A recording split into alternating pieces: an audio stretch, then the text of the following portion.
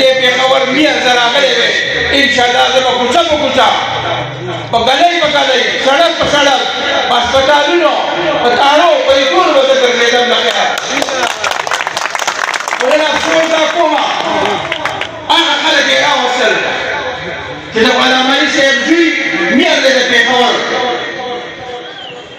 نن تاسو ګورئ دا 2 کاله پوره شو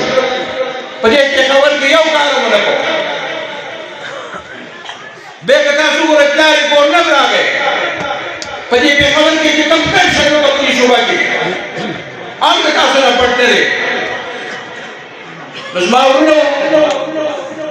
نه د اختر قربانۍ یې معاف کړې نه یې چینۍ یې معاف کړې نه چې کوم دی نور کارونه معاف کړه زبردست کرپشن یې وکړو نو زما ورونو که بیا تاسو وګورئ دلته د پی ټي آی په دور کې 9 کاله حکومت تقریبا 10 کاله حکومت شوی دی په دې صوبه یې حکومت و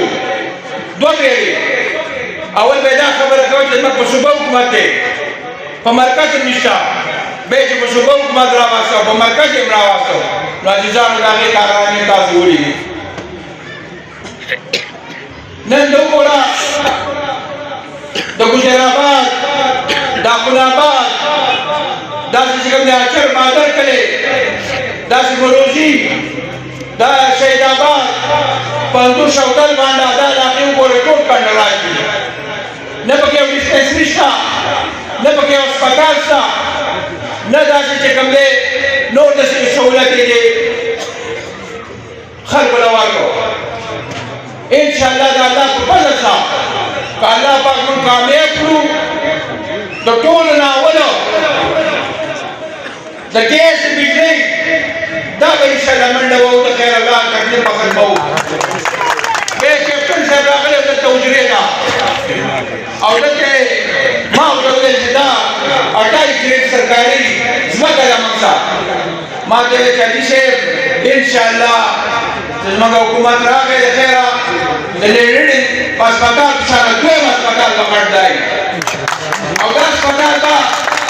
دا به د دې ټول د دې نیم پېښور دپاره یو سهولت وي په دې هر یو کونسل کې به انشاءالله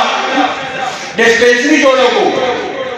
واړه واړه هسپتالونه به پرې جوړ شي ډګري کالجونه به جوړ شي میډل های سکولونه به جوړ شي دا مسایل ټول موږ ته معلوم دي ځکه چې زه لاندې له د 88 نه یو ورکر را روان یم او انشاءالله زه سیاست نه کوم زه خدمت کوم د الله په فضل سره